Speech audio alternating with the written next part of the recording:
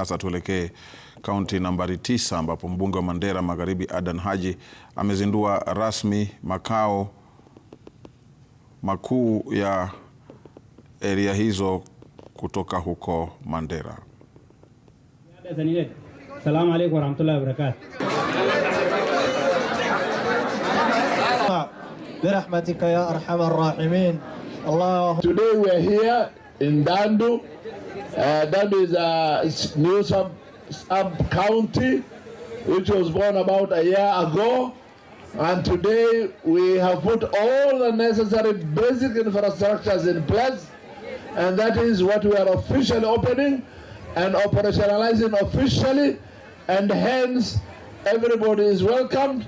We sincerely thank our government led by His Excellency Dr. Ruto, who steered this country to the right direction, who made us get the monies or the resources that we have put this very, very nice infrastructure in place.